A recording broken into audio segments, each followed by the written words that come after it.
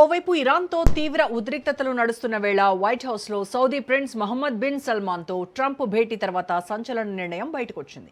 America president కీలక నిర్ణయం తీసుకున్నారు. సౌదీతో న్యూక్లియర్ డీల్కు ఆమోదం తెలిపారు. గతంతో పోలిస్తే కీలక భద్రతా నిబంధనలు లేకపోవడంపై అంతర్జాతీయంగా చర్చనీయాంశంగా మారింది. అరబ్ దేశంతో 30 ఏళ్ల భాగస్వామ్యానికి అణు ఒప్పందం కుదుర్చుకుంది Washington.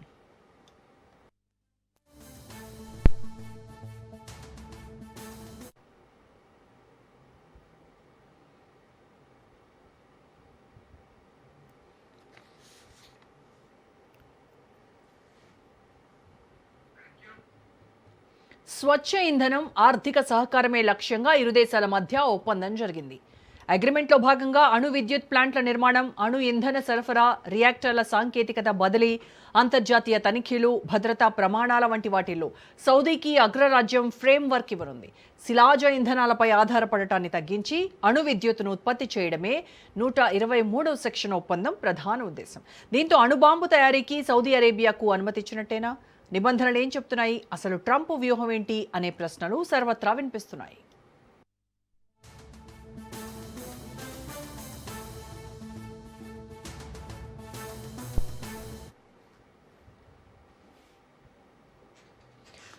America atomic energy యాక్ట్లోని section 123 కింద డీల్ జరిగింది. అణు సాంకేతికత, ముడి సరుకును సౌదీకి అమెరికా ఎగుమతి చేయనుంది. 20 దేశాలతో ఇలాంటి పౌర అణు ఒప్పందాలు చేసుకుంది అగ్రరాజ్యం. భారత్తో పాటు యుఏఈ, జపాన్, దక్షిణ కొరియా, కెనడా, ఆస్ట్రేలియా సహా ఐరోపా దేశాలు ఉన్నాయి. వాస్తవానికి అనేక పౌర అణు ఒప్పందాల్లో యురేనియం శుద్ధి చేయడం, ఇంధన పునఃప్రక్రియ వంటి వాటిపై ఆంక్షలున్నాయి. అయితే అలాంటి ఆంక్షలను సౌదీ అంగీకరించలేదని సమాచారం.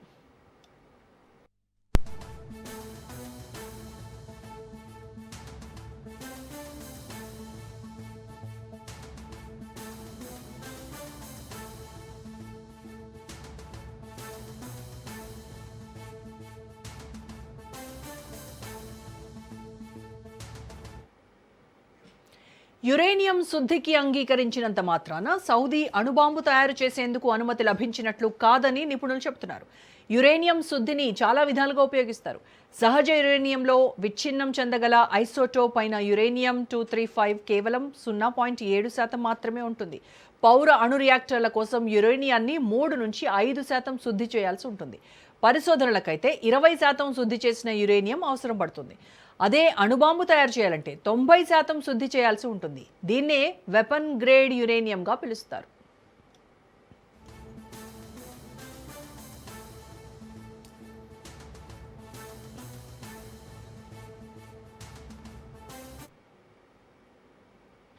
అణు విద్యుత్ ఉత్పత్తి కోసం ఉపయోగించే సెంట్రిఫ్యూజ్లనే అణ్వాయుధ తయారీకి వినియోగిస్తారు. వాటిని ఎంతసేపు ఆపరేట్ చేస్తున్నారు, ఎన్ని వాడుతున్నారు అనే అంశం ఆధారంగా యురేనియం శుద్ధిని నిర్ణయిస్తారు.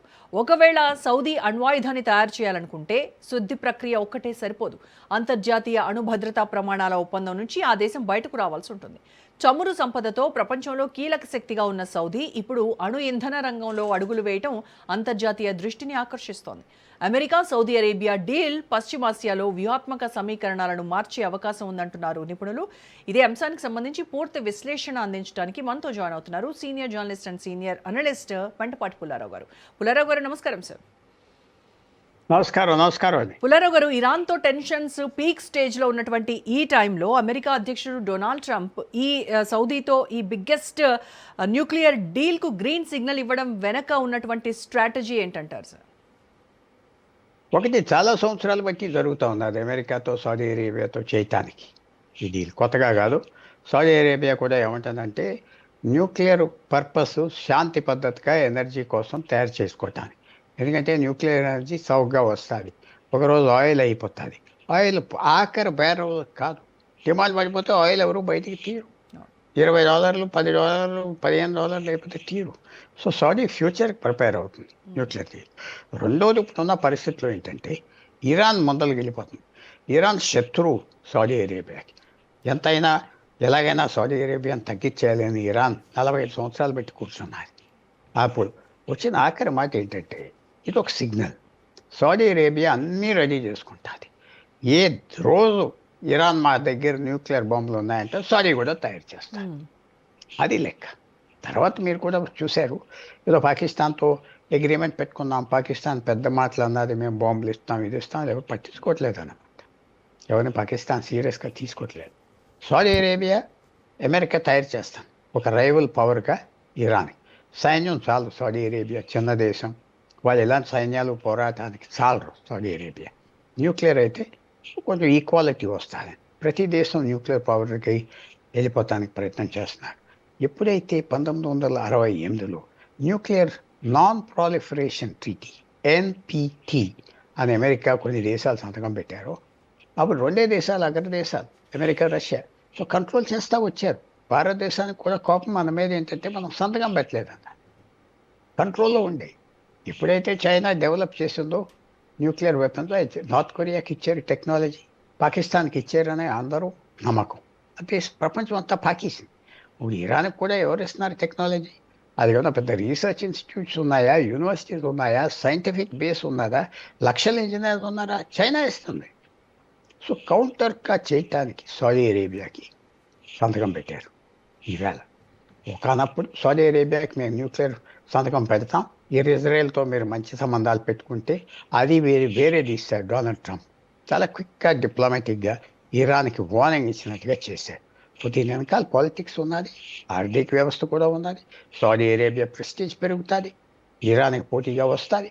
ఎన్నో డెవలప్మెంట్స్ ఈ ఒక్క సిగ్నేచర్తో ఉంటాయి.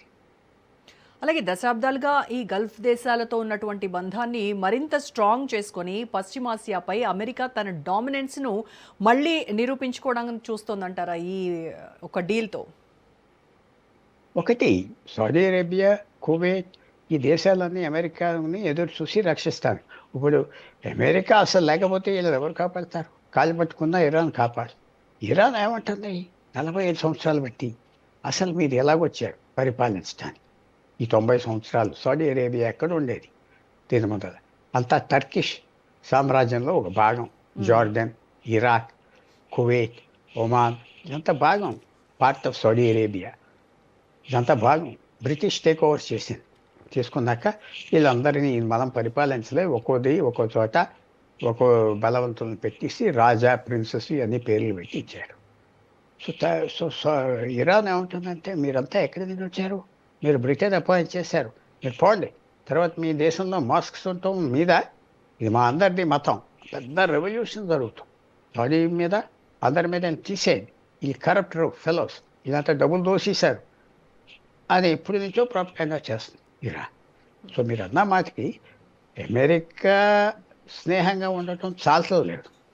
అమెరికా అసలు లేకపోతే ఇంకా పూర్తిగా ఫినిష్ అయిపోతారు. చైనా మీద డిపెండ్ అవ్వాలి, రష్యా మీద డిపెండ్ అవ్వాలి. వాళ్ళు డిపెండబుల్ కాదు. యుద్ధానికి వచ్చి వాళ్ళు బయటికి రారు. Russia, China. అమెరికా అయితే వస్తూ ఉన్నది. 1900 దాదాపు 40 నుంచి అన్ని యుద్ధాల్లో పాల్గొంటా అమెరికా వస్తాను. 1000 మైళ్ళ దూరం కాదు, 10,000 మైళ్ళ దూరం కూడా సైన్యం పంపిస్తాను. ఇవన్నీ ఎవరు చేస్తారు? సో మీరు అన్న మాటకి కొంత అమెరికా కాపాడలేదు, టెక్నాలజీ సరిపడలేదు, ఇరాన్ మీద ప్రిపరేషన్స్ చాలలేదు. అది లేకపోతే అసలు ఏం లేదు కదా, చిరిగిపోయిన కూడా లేదు.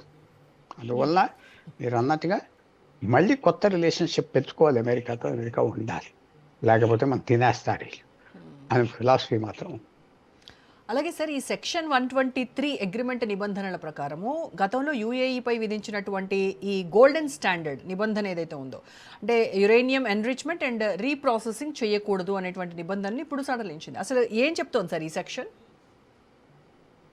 సెక్షన్ అంటే ఇప్పుడు చాలా కొన్ని సీక్రెట్ ప్రోటోకాల్స్ ఉంటాయి. మనకు కనపడేది ఒకటి, దాని అర్థం ఒకటి. సీక్రెట్ ప్రోటోకాల్స్ ఉంటాయి, బయటికి రావు కదా, బయటికి రాలేదు కదా. అసలు అండర్స్టాండింగ్ ఏంటి, ఆబ్జెక్టివ్స్ ఏంటి, వాళ్ళకి సీక్రెట్ రహస్యాలు ఉంటాయి. అది సో దీని మీద మనం వెళ్ళిపోయి ఇదేదో పెద్ద ఓపెన్ అగ్రిమెంట్ అనుకోవటం కరెక్ట్ కాదు. మెయిన్ థింగ్ అగ్రిమెంట్ డెవలప్ చేయడానికి వచ్చాం. ఎంత డెవలప్ చేస్తారు? ఎన్రిచ్మెంట్కి డెవలప్ చేసేస్తారు అమెరికన్స్. 2-3 సంవత్సరాల్లో చేసి అప్పచెప్పే శక్తి ఉన్నది అమెరికన్ సైంటిస్ట్ దగ్గర. ఆ లెబొరేటరీస్ ఆ సైంటిస్ట్ తీసుకెళ్ళి అక్కడ పడేస్తారు, అయిపోయింది. సో ఇది ఒక పెద్ద పొలిటికల్ స్టెప్, ఇదొక ఏమంటారు జియో స్ట్రాటజిక్ స్టెప్. ఇది సౌదీ అరేబియాను తయారు చేస్తుంది. అర్థం ఏం చేస్తుంది ఇరాన్కి? నీకు బాంబులు కాదు, వాళ్ళకే ఉంటాయి, అది మెసేజ్. తర్వాత రహస్య అగ్రిమెంట్స్ ఉంటాయి, బయటకు వచ్చేది ఏం కరెక్ట్ కాదు. వాళ్ళు మధ్యన ఉంటారు. American establishment, saree princess. అది మనకు తెలియదు కదా, మనం పైకి కనపడేది చెప్పుకోవాలి. వాళ్ళు రాసిన అక్షరాలు ఎక్కువ చదువుకుంటంలో వేస్ట్ ఆఫ్ టైం. ఇంటెన్షన్ ఏంటి, టైమింగ్ ఏంటి, ఆబ్జెక్టివ్ ఏంటి, అది చూడండి. క్లియర్ మెసేజ్ ఇరాన్కి, క్లియర్ మెసేజ్ ఇరాన్, నేను తయారు చేస్తున్నా, నీ డామినేషన్ తగ్గిస్తాం ఇక్కడ, నువ్వు అడ్డం పడితే వాళ్ళు అడ్డం పడతారు, అది తయారు చేస్తాం. అండ్ ఈ అగ్రిమెంట్ వల్ల మిడిల్ ఈస్ట్ రీజియన్లో ఈ రాబోయే రోజుల్లో న్యూక్లియర్ ఆర్మ్స్ రేస్ ఏమన్నా పెరిగేటువంటి అవకాశం ఉంటుందా అసలు? ప్రపంచం అంతా పెరిగిపోతుంది న్యూక్లియర్ ఆర్మ్స్. జపాన్ అన్ని దేశాల కంటే ఎక్కువ టాలెంటెడ్, ఒక సంవత్సరంలో అన్ని రెడీ చేసుకోగలరు. చైనాకి వరి వచ్చింది. ఎప్పుడైతే జపాన్ కూడా మేము పీస్ కాన్స్టిట్యూషన్ బయటపడేస్తాం రక్షణ కోసం అన్నారో, ఇంక చైనాకి పెద్ద థ్రెట్ అయిపోయింది. సౌత్ కొరియా కూడా చేసుకుంటుంది, వాళ్ళ దగ్గర టెక్నాలజీ ఉన్నది, డబ్బు ఉన్నది. అక్కడే కాకుండా ప్రతి దేశం, పాకిస్తాన్ లాంటి దేశాలు ఎన్నో తయారైపోతాయి న్యూక్లియర్ పవర్ కోసం. న్యూక్లియర్ వెపన్స్ మాకు కావాలని, అది ప్రెస్టీజ్ కోసం కూడా చేస్తారు, డేంజర్ కోసం కూడా చేస్తారు. సో తప్పకుండా మిడిల్ ఈస్ట్లో వాళ్ళకి డబ్బు ఉన్నది కాబట్టి, సౌదీ అరేబియా దగ్గర సఫిషియెంట్ సైజ్ ఉన్నది, దేశం జనం ఉన్నది, డబ్బు ఉన్నది. వాళ్ళకి ఫస్ట్ దేశం ఆ న్యూక్లియర్ గేట్ దాటిపోతారు. ఇది అర్థం అంతే. ఎందుకు లేకపోతే ఈ టైంలో అంత తొందరగా అగ్రిమెంట్ దేనికి? ఎన్పిటి న్యూక్లియర్ అగ్రిమెంట్ ఇంతే అర్థం. సో చాలా ఒక ఆర్మ్స్ రేస్ పూర్తిగా స్టార్ట్ అయిపోతాయి, ప్రతి దేశానికి కావాలి. యూరోప్లో దేశాలు కూడా మనం ఇంకా అమెరికా న్యూక్లియర్ షీల్డ్ చాలదు, ఇప్పటి వరకు అమెరికా ప్రొటెక్ట్ చేస్తానన్నది, అని చేస్తుందా? రష్యా పడితే చేయకపోతే ఏమైపోతాం? యుక్రెయిన్ చేయట్లేదే, యుక్రెయిన్తో సంబంధం ఉన్నది. యుక్రెయిన్ ఎప్పుడైతే రష్యాతో విడిపోయిందో దాదాపు 1990లో వాళ్ళ దగ్గర 90% న్యూక్లియర్ వెపన్స్ రష్యా యుక్రెయిన్లో ఉండే, అవన్నీ రష్యాకి అప్పచెప్పారు. అగ్రిమెంట్ ఏంటంటే ఎవరన్నా వస్తే అమెరికా నాటో వీటో ప్రొటెక్ట్ చేస్తారు. ఏం లేదే, ఎవరు నమ్ముతారు? చివరి కాళ్ళే ముందు వెళ్ళిపోతారు. న్యూక్లియర్ బాంబ్స్ చాలా డేంజరస్ సిచ్యువేషన్, చాలా కామన్ అయిపోయింది. అందులో ఎవరు ఫస్ట్ రాయి వేస్తారో అని చెప్పదా, రాయి మాత్రం ఎవడో వేస్తారు. వాస్తవాన్ని ఓపెన్గా పాకిస్తాన్ భారతదేశాన్ని థ్రెటన్ చేస్తుంది, ఓపెన్గా చేస్తున్నారు. మేమేం చేస్తాం చూడండి, న్యూక్లియర్ అటాక్ ఇచ్చేస్తాం ఓపెన్గా అంటున్నారు. ఎవరు పట్టించుకుంటున్నారు? సో ఇది ఒక కామన్ సిచ్యువేషన్ అయిపోతుంది. ప్రాణం చాలా ప్రమాదమైన పరిస్థితి. అగ్రరాజ్యం అమెరికా ఒకటే ఉన్నది, రష్యా ఉండేటప్పుడు ఇద్దరు చాలా వరకు కంట్రోల్ చేసేవారు. ఇప్పుడు అన్నీ పోయినాయి, ఏం లేవు, ఎవరు ఖాళీ చేస్తున్నారు. సో రాను రాను ఇది ఒక పెద్ద ప్రాబ్లం అయిపోతుంది ప్రపంచానికి. ఎక్కడ పోతుంది, ఎక్కడ దెబ్బతింటాం, ఎవరు చెప్పలేకపోతున్నాం. Sir, Saudi Arabia's vision 2030 economic diversification టార్గెట్స్లో సివిలియన్ న్యూక్లియర్ రోల్ ఎంతవరకు ఉంటుంది సార్? వాళ్ళకి తెలిసింది ఏంటంటే వాళ్ళు డెవలప్ చేస్తారు గ్యారంటీగా. ఎందుకంటే సౌదీ అరేబియా దగ్గర హైడ్రో రిసోర్సెస్ లేవు, బొగ్గు లేదు, న్యూక్లియర్లో డేంజర్ ఉన్నది. ఎర్త్క్వేక్ వచ్చినా ఎవరైనా అటాక్ చేసినా ప్రమాదం, కానీ సేఫ్గా ఉంటుంది, ఎనర్జీ చీప్గా ఉంటుంది, ఎన్నో సముద్రం నీరు వాడవచ్చు, ఇవన్నీ ఉన్నాయి. అందువల్ల వాళ్ళు ఆప్షన్ తీసుకుంటున్నారు. ఇప్పుడు వచ్చిన ప్రాబ్లం ఏంటి, ఆయిల్కి ఎంత తగిలిన దెబ్బ $100, 110 దాటలేదు కదా. అంటే ఏమైంది, ఆయిల్ సర్ప్లస్ ఉన్నది, ప్రపంచం సర్ప్లస్ ఉన్నది. ఆల్టర్నేటివ్ ఎనర్జీకి అన్ని దేశాలు వెళ్ళిపోతున్నారు. సోలార్ ఎనర్జీకి చాలా వరకు చైనా వెళ్ళిపోయింది. అప్పుడు డిమాండ్ తగ్గిపోతుంది. డిమాండ్ తగ్గిపోయే కొద్ది వీళ్ళు ఎక్కడికి వస్తుంది ఎనర్జీ? $50-60 యావరేజ్గా ఉన్నది, 30 పడిపోతే సౌదీ అరేబియా భూమిలోనే ఆయిల్ పెట్టుకుంటుంది, బయటికి తీసే ఉపయోగం లేదు. సో న్యూక్లియర్ ఎనర్జీ మీద వెళ్ళిపోతే వాళ్ళకి సస్టైనబుల్ ఎనర్జీ వస్తుంది, వాళ్ళకి ఎంతో ఎనర్జీ కావాలి. సో అవన్నీ ప్లాన్ చేస్తున్నారు ఎకనామిక్గా. ఒకటి రహస్యంగా ఆబ్వియస్గా డిఫెన్స్ మెసేజ్ కూడా ఇస్తాను. ఆబ్వియస్గా డిఫెన్స్ మెసేజ్ ఇస్తాను, ఆర్మీకి మిలిటరీకి సంబంధం ఇచ్చేది పెద్ద మెసేజ్, చిన్న మెసేజ్ కాదు. ఇరాన్కి, మిడిల్ ఈస్ట్కి అమెరికా తయారైపోతుంది, సాయం చేస్తుంది కదా. ఇది ఒక విశేషమైన స్టెప్ అని మాత్రం నేను భావిస్తాను. నేను తప్పకుండా ఇది ఒక సర్ప్రైజ్గా తీసుకొచ్చి పెట్టారు, సడన్గా పెట్టారు, అంత పబ్లిసిటీ లేకుండా సడన్గా వచ్చారు, సంతకం పెట్టారు, ఫుల్ స్వింగ్లో వెళ్ళిపోతారు. ఏమాత్రమైనా ఇరాన్ లొంగకపోతే జల్సన్ హార్మోజ్ దాంట్లో సంతకాలు పెట్టి మళ్ళీ వారం రోజుల్లో టాక్స్ రాకపోతే అమెరికా ఇలాంటి స్పీడప్ చేస్తాయి. అక్కడే అరాచకం పెంచడానికి, అక్కడే డేంజర్ పెంచడానికి. నేను అదే అడగబోతున్నాను సార్. ఇప్పుడు సౌదీ అరేబియా లాంటి ఆయిల్ రిచ్ కంట్రీకి ఇప్పుడు అంత సడన్గా అణు విద్యుత్తు, న్యూక్లియర్ టెక్నాలజీకి అంత అవసరం ఎందుకు వచ్చింది? అంటే ఆయిల్ మీద డిపెండెన్సీ తగ్గించుకోవడానికి ఇది ఒక మేజర్ టర్నింగ్ పాయింట్ అవుతుందని అనుకుంటున్నారా? కరెక్టే. ఎందుకంటే వాళ్ళు నీరంతా ఎక్కడి నుంచి వస్తుంది? సముద్రం నుంచి వస్తుంది. డీసాలినేషన్ ప్లాంట్స్ నుంచి వస్తుంది. వ్యవసాయాలు చేస్తున్నారు అనవసరంగా అక్కడ. ఆ వ్యవసాయం చేయకూడదు. అంతా సముద్రం నీరుతో డబ్బు లెక్కలేని గ్యాస్ ఉన్నది కాబట్టి చేస్తున్నారు. ఇది ఒక ఆల్టర్నేటివ్గా చేసుకుంటారు చౌక ఎనర్జీ కోసం. అది పక్కన సిగ్నల్ కూడా ఏంటంటే మేము న్యూక్లియర్ డెవలప్ చేసుకుంటాం, న్యూక్లియర్ ఆయుధాలు మీ చేతికి ఎప్పుడు బాంబు వస్తుందో మేము కూడా బాంబు తయారు చేసుకుంటాం. అది దీని మెసేజ్. హ్మ్. ఇప్పుడు క్రౌన్ ప్రిన్స్ ఆయన కలల ప్రాజెక్ట్ ఈ విజన్ 2030 అనేది దానికి దాని సక్సెస్లో ఈ అమెరికా డీల్ అనేది ఎంతవరకు వైటల్ రోల్ ప్లే చేస్తుంది సార్? పూర్తిగా ట్రంప్ నిర్ణయం తీసుకున్నాడు. ట్రంప్ అతనికి మంచి సంబంధాలు ఉన్నాయి. మన ఏదో కొన్ని లూజ్ మాటలు ట్రంప్ వాగి కొన్ని రోజులు ఈ చేదుగా ఉన్నారు. ఈ ఎంబీఎస్ మొహమ్మద్ బిన్ సుల్తాన్కి మళ్ళీ ఎవరు వస్తారో వాళ్ళకు ఉన్నాయి కాబట్టి కలిసిపోయారు. ట్రంప్ ఆఫర్ కాదులే కానిపోయారు. మధ్యవర్తులు చెప్పుంటారు ఇలా చేయమని అడుగుతుంది మాకు. ఎన్నో స్ట్రాటజిక్ అడ్వైజర్స్ ఉంటారు కదా, సలహాలు ఇచ్చే వాళ్ళు ఉంటారు కదా, పెద్ద పెద్ద థింక్ ట్యాంక్స్ ఉంటాయి కదా. ఈ డేంజర్ని ఎలాగ మనం ఫేస్ చేయాలంటే వాళ్ళు సలహాలు ఇస్తారు, ఆప్షన్స్ ఇస్తారు, 50 ఆప్షన్స్ ఇస్తారు. ప్రతిదానికి ఎంత రిస్క్ ఉన్నది, ఖర్చు ఉన్నది. ఈ ఆప్షన్ ఒక మంచి ఆప్షన్గా అని పెద్ద మెసేజ్ కదా ఇరాన్కి. సౌదీ అరేబియాకి న్యూక్లియర్ పవర్గా తయారు చేస్తున్నాం, పెద్ద మెసేజ్ ఇది. ఓపెన్గా తయారు చేయడం. అమెరికా పాకిస్తాన్తో కూడా సంబంధం లేదు, ఎవరితో లేదు అసలు. సో ఇది మనం చూడవలసింది. ఇరాన్ కూడా ఎలా రియాక్ట్ అవుతుందో చూడాలి. రేపు మాపు ఎల్లుండి ఎలా రియాక్ట్ అవుతుందో చూడాలి. ఎప్పుడైతే ఇరాన్ వాళ్ళు రహస్యంగా కొండల కింద మళ్ళీ దాచుకున్నారు న్యూక్లియర్ ఆదాయం తర్వాత ఏంటంటే మాట చెప్పాలి, బ్రేక్అవుట్ వచ్చేస్తుంది, అనౌన్స్ చేస్తుంది ఇరాన్ 1-2 నెలల్లో మా దగ్గర అణుబాంబులు ఉన్నాయి, మిసైల్స్ ఉన్నాయి. బ్రేక్అవుట్, న్యూక్లియర్ బ్రేక్అవుట్ అంటే ఆ బోర్డర్ దాటేశారని అనుమానాలు వచ్చేసినాయి అమెరికాకి అందరికీ. న్యూక్లియర్ బాంబ్ ఆల్రెడీ ఉన్నది, న్యూక్లియర్ రాకెట్స్ ఆల్రెడీ ఉన్నాయి. బ్యాలిస్టిక్ మిసైల్స్లో న్యూక్లియర్ వార్ హెడ్ పెడితే ఆ స్పీడ్ మీద వచ్చి పడిపోతుంది. క్యారియర్ దాన్ని తీసుకుని వేయటానికి కూడా కావాలి. గురిన బాంబు చేసి ఇంటికాడ పెట్టుకోవడం కాదు, బాంబును మోయాలి, కరెక్ట్ టార్గెట్కి వెళ్ళాలి, టార్గెట్కి వెళ్ళి పేలాలి, అన్నీ ఉండాలి. కాకపోతే అది ఫెయిల్డ్ టపాకాయలాగా ఉండాలి. అందువల్ల ఇది ఇరాన్ మీద కూడా అనుమానం వచ్చింది. బ్రేక్అవుట్ రేపా మాపా నెల వచ్చేస్తాయి, మనం ఏం చేసే. ఇప్పటికే ఇరాన్ అదే పీకాక్ మౌంటైన్స్ కింద ఎక్కడ దాచిపెట్టింది ఈ మొత్తం ఆయుధాలన్నీ అని కూడా అనుమానపడుతున్నారు కదా సార్ అమెరికా. కరెక్ట్, అది ఆబ్వియస్గా అక్కడ దాచుకున్నారు. ఇటు నిజం చెప్తారు.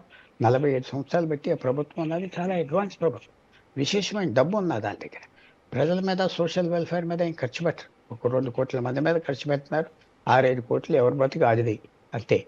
పక్కనే తెహరాన్ బయట 5-6 సిటీస్ ఉన్నాయి, అవి తప్ప మిగతాదంతా ఏం డెవలప్మెంట్ లేదు, నీరు లేదు, ఏం లేదు, వదిలేశారు. దీని మీద ఫోకస్ అవుతున్నారు. సో అందువల్ల ఆ డబ్బంతా బాగా డెవలప్ చేశారు, బాగా ఖర్చు పెట్టారు, సైంటిస్ట్కి ట్రైనింగ్ ఇప్పించారు. దీనికి పర్టిక్యులర్ పర్పస్గా ఇంతవరకు న్యూక్లియర్ సైన్స్, న్యూక్లియర్ కెమిస్ట్రీ అంతవరకు ట్రైనింగ్, ఫారెన్ ఎక్స్పర్ట్స్ తీసుకొచ్చి నేర్పించడం, సీక్రెట్గా డబ్బులు ఇచ్చి టెక్నాలజీ అనుమానించవచ్చు. ఎవరైనా చైనా ఇచ్చి ఉంటుంది అంతే, ఎవరు ఇచ్చలేదు. చైనా వ్యూ ఏంటంటే అన్ని దేశాలకి ఇస్తే ఎవడో ఒకరు చంపుకుంటారు, మన బలం పెరుగుతుంది, అమెరికా బలం తగ్గుతుంది. అంతా వాళ్ళ దృష్టితో చూస్తున్నారు ప్రపంచాన్ని చైనా. సో ఇది ఇప్పుడు ఒక రకంగా భారతదేశానికి ఇంపాక్ట్ ఏంటంటే మనకేం చెడ్డ కాదు. ఎందుకంటే ఇరాన్ సౌదీ అరేబియా మధ్య హాస్టిలిటీస్ పెరుగుతాయి. నేను ఎప్పుడు చూసేది ఏంటంటే చాలామంది మోరల్గా చెప్తూ ఉంటారు, అయ్యో ఇది అది. నేను అలా అంటలేదు. వాళ్ళు మనకి స్నేహితులు కాదు, విరోధులు కాదు. మన కింద పడిపోయి కూలిపోతే ఆనందపడతారు, పడకపోయినా బాధపడరు. సో ఆ ఎమోషనల్ కాంటాక్ట్ మనకు లేదు వాళ్ళతో. ఎమోషనల్ కాంటాక్ట్ దేశాల మధ్య చాలా తక్కువగా ఉంటాయి, మనకు వాళ్ళకి లేవు. సో ఇప్పుడు వాళ్ళు బిజీగా ఉంటారు ఈ వ్యవహారాలు. మన మీద పడటానికి టైం ఉంది, డిస్ట్రాక్ట్ అవుతారు.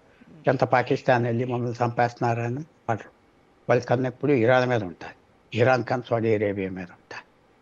సో ఇది భారతదేశానికి మంచి డెవలప్మెంట్. పాకిస్తాన్ దగ్గర ఒక ఇర్రెస్పాన్సిబుల్ దేశం దగ్గర 150 న్యూక్లియర్ వార్ హెడ్స్ అంటే రెడీగా మిసైల్స్ రెడీగా ఉన్నాయి. సౌదీ అరేబియా పాకిస్తాన్ కంటే రెస్పాన్సిబుల్ దేశం. ట్రైబల్ సొసైటీ, ట్రైబల్ బాధ్యతలు ఉన్నాయి, ఒక హైరార్కీ ఉన్నది. హైరార్కీ, మాట అంటే మాట, ప్రెస్టీజ్ ఉన్నది, చాలా ట్రైబల్ క్వాలిటీస్ ఉన్నాయి. అయినా పాకిస్తాన్ దగ్గర ఏమున్నాయి?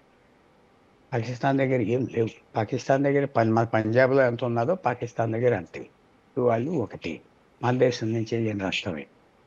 అక్కడ ఏదో కొత్త డెవలప్మెంట్ పాకిస్తాన్కి ఏంటంటే, పూర్వం ఒక 5-6 సంవత్సరాల క్రితం వరకు మేము టర్కీ నుంచి వచ్చాం, సౌదీ అరేబియా నుంచి వచ్చాం, భారతీయులు కాదన్నారు. అది మార్చుకున్నారు, ఎందుకంటే అందరూ నవ్వుతున్నారు అరబ్స్ వాళ్ళు.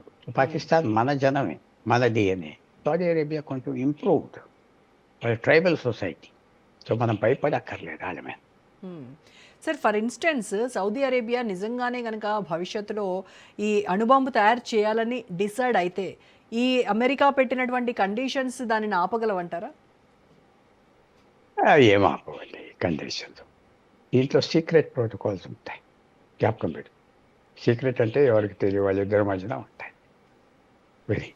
ఊరికనే బయటికి ప్రపంచానికి చెప్తున్నారు. ఇది సిగ్నల్ సౌదీ అరేబియాకి ఆయుధాలు డెవలప్మెంట్ చేసుకోవటానికి ఇరాన్ని చెక్ చేశాం, లేకపోతే చెక్ చేయలేం. ఇరాన్ దగ్గర ఆయుధాలతో బయటికి ఆ బ్రేక్అవుట్ అంటే బయటకు వచ్చేయటం, ఆ మూమెంట్ వచ్చాక వీళ్ళు కుదేలైపోతారు, భయపడిపోతారు ఫేస్ చేయటానికి. సో ఇది ఫాస్ట్గా డెవలప్ అవుతాయని నేను చూస్తాను. తొందరగా డెవలప్ అయిపోతాయి. సో ఒక పక్కేమో సౌదీ ఇజ్రాయెల్ రిలేషన్స్ ఇప్పుడిప్పుడే నార్మలైజ్ అవుతున్నాయి. ఇలాంటి టైంలో ఈ డీల్ అనేది అటు ఇజ్రాయెల్ ప్రధాని నెతన్యాహును కావచ్చు, అక్కడ ఉన్నటువంటి పొలిటికల్ లీడర్స్ని కావచ్చు, ఏమైనా కంగారు పెడుతుందా ఇది? ఏం కంగారు. సౌదీ అరేబియాకి ఇజ్రాయెల్తో ఒప్పందం ఎప్పుడో వచ్చేసి, ఎందుకంటే ఇజ్రాయెల్ లేకపోతే ఇరాన్ వాళ్ళ మీద పడతాదని. ఇజ్రాయెల్ లేకపోతే సౌదీ అరేబియాలో కూడా చాలా జనం ఉన్నారు, రెసిడెంట్స్ ఉన్నారు. సౌదీ అరేబియా ఎలాగొచ్చింది ప్రభుత్వం, ఎలాగా పరిపాలిస్తున్నారు, వాళ్ళ సెలెక్షన్ ఏంటంటే ఒక 15 పెద్ద ట్రైబ్స్ ఉన్నాయి. ట్రైబ్స్ కూర్చుని ఆ సమయంలో ఒక ఒప్పందంకి వచ్చారు. ఒకడు ప్రైమ్ మినిస్టర్గా ఉంటాడు, ఒకడు డిఫెన్స్ మినిస్టర్గా ఉంటాడు, ఒకటి పెట్రోలియం మినిస్టర్ ఉంటాడు, ఒక ట్రైబ్ నుంచి పెద్ద ఒప్పందం 70 సంవత్సరాలు జరిగింది. మొహమ్మద్ బిన్ సుల్తాన్ అప్పుడు పరిపాలించే కింగ్ కొడుకు. ఆ రూల్ ఏమిటంటే next king brother, oldest brother ఆయన చచ్చిపోయాక వారికి వెళ్ళాలి. కానీ ఆయన్ని మార్చేసి కింగ్ కొడుకే కింగ్ అవుతాడని మొహమ్మద్ బిన్ సుల్తాన్ అందరినీ లెక్క లేకుండా చేశారు 10 సంవత్సరాల క్రితం. సో సౌదీ అరేబియాలో కూడా చాలా చాలా అన్సర్టనిటీగా ఉన్నది, అస్థిరత ఉన్నది, కనపడదు. అందరూ ఒకలాగా ఉంటారు, అస్థిరత ఉన్నది. చాలా ట్రైబ్స్ మనం విడిపోతే మంచిదేమో, వీడెవడు మన పరిపాలిస్తున్న డిక్టేటర్ లాగా చాలా జరుగుతుంది. అది ఇరాన్ కూడా రెచ్చగొట్టడానికి సిద్ధంగా ఉన్నది. ఇరాన్ రెచ్చగొడుతుంది. సౌదీ అరేబియాని ఇంకో పక్కన యెమెన్లో హూతీస్ అనే ట్రైబ్ని పెట్టి వాళ్ళని బొంబాట్ చేయించి వాళ్ళని ఏడిపించి, సౌదీ అరేబియా మీరు మ్యాప్ కూడా వెనకాల పెట్టుకుంటే బాగుంటుంది. ఓ పక్కన హార్మోస్ జలసంధి నుంచి ఆయిల్ కాదు, రెడ్ సీ నుంచి ఇంకో పక్కన పశ్చిమ పక్కన నుంచి ఆయిల్ కూడా తీసుకెళ్ళడానికి వీలు లేకుండా హూతీస్ని వాడే యాప్ చేస్తాను. సౌదీ అరేబియా చాలా సఫర్ అయిపోతుంది, ప్రెస్టీజ్ పోయింది. ఇప్పటి వరకు వాళ్ళు డబ్బులు చూసి మనం మర్యాద ఇచ్చేవాళ్ళం. ఇప్పుడు ఆ డబ్బులు చూసి మర్యాద ఇవ్వకపోతే ఏం మిగిలింది వాళ్ళకి? ఏం మిగిలింది? కరెక్ట్. అందువల్ల సౌదీ అరేబియాకి 2 పక్కల ఇరాన్ ఛాలెంజ్ చేసింది. పాకిస్తాన్తో తొందరపడి అగ్రిమెంట్ పెట్టుకున్నాం. కానీ పాకిస్తాన్ ఇరాన్తో అయితే యుద్ధం చేయదంట. వాళ్ళ మీద భారతదేశం అటాక్ చేస్తే సౌదీ సాయం చేయాలి. ఇన్ని ఒప్పందాలు కాగితాలకు కూడా పనికిరావు, రాసిన కాగితాలలాగా చింపు పారేయాలి అంటున్నారు. సో ఇప్పుడు డైరెక్ట్గా సొంతంగా చేసుకోవటానికి ఏదో జోకర్ లాగా ప్రైమ్ మినిస్టర్ పాకిస్తాన్ ప్రధాని మీరు బాంబులు ఎందుకు చూసుకోవాలి, మా దగ్గర ఉన్నా మేము పంపిస్తాం 10 బాంబులు అంటే ఇది జోకర్ లాగా చూస్తుంది. సో ఇల్లు తయారు చేసుకుంటారు, మనం ఆప్ చేయలేం. ఒప్పందం సీక్రెట్ ఒప్పందం ఉంటుంది ఇవన్నిటికీ. ఇలాంటి విషయాలు అమెరికా ఇరాన్ చూసి చేస్తుంది, ఇజ్రాయెల్ కూడా చేయించుకుంటుంది. ఎందుకంటే అప్పుడు ఎనిమిటీ పెరుగుతుంది. సౌదీ అరేబియా వెనకాల కువైట్ ఉన్నది, సౌదీ అరేబియా ఇటు అటు ఖతార్ ఉన్నారు. కాబట్టి ఇరాన్కి ఇది ఒక చెక్ చేయడానికి చేసే పని. అలాగే చైనా ఇన్ఫ్లుయెన్స్ని కూడా గల్ఫ్ రీజియన్లో కంట్రోల్ చేయడానికి కూడా ఈ డీల్ ఏమైనా వర్కౌట్ అవుతుందా సార్? పూర్తిగా చైనాని వాళ్ళు నమ్మరు, కానీ చైనాని వాడుకుంటున్నారు. ఇటు అటు ఇద్దరు వాడుకుంటున్నారు. ఆయిల్ కొంటారు, ఆర్థిక బలం ఉన్నది అని వాడుకుంటున్నారు. కానీ చైనా నమ్మరు. చైనా కల్చర్ వేరు, చైనా ఓపెన్ సొసైటీ కాదు. వీళ్ళు అమెరికాలో ఉన్న ఊర్లు పేర్లు అన్ని కొనేశారు. సౌదీ అరేబియన్స్, కువైట్స్ అంతా ఆస్తిలో పెద్ద బిల్డింగ్స్. యాపిల్ కంపెనీలో వీళ్ళకే ఎక్కువ షేర్స్ ఉన్నాయి. సౌదీ అరేబియాకి, కువైట్కి, ఒమాన్కి, ఖతార్కి. బోయింగ్ కంపెనీలో షేర్స్ ఉన్నాయి. అన్ని కంపెనీల్లో షేర్స్ ఉన్నాయి వాళ్ళకి. ప్యారిస్లో అన్నిటికంటే పెద్ద హోటల్ రిట్స్ హోటల్ వీళ్ళే కొనేశారు. లండన్లో బిగ్గెస్ట్ హోటల్ సవాయ్ హోటల్ వీళ్ళే కొనేశారు. హాలీవుడ్ షేర్స్లో వీళ్ళే కొంటారు. అన్ని చోట్ల ఆ డబ్బు సంవత్సరానికి $1 ట్రిలియన్, $500 బిలియన్ డబ్బు అన్ని చోట్ల ఇన్వెస్ట్ చేస్తుంది. రియల్ ఎస్టేట్ కంపెనీల్లో సౌదీ అరేబియా. ఇప్పుడు ఈవేళ మీరు నేను సౌదీ అరేబియా కింగు ఆ క్యాపిటల్ రియాద్ ప్యాలెస్లో ఉన్నాడు అనుకుంటే మనం అమ్మాయికి లెక్క లేడు, ఎక్కడో దాక్కున్నాడు ఇంకో ప్యాలెస్లో సీక్రెట్గా. అది నెత్తి మీద రాకెట్ పడకుండా చూసుకుంటా. Yes sir. కనపడేది ఒకటి, కనపడేది ఒకటి. రైట్. చాలా మంచిది చేసిన పని. భారతదేశం సెక్యూరిటీ పెరుగుతుంది. Okay, thank you so much Pullarao garu. Thanks for your analysis. Right, ఇది వాళ్ళ special debate. Stay tuned to Raj news for more updates.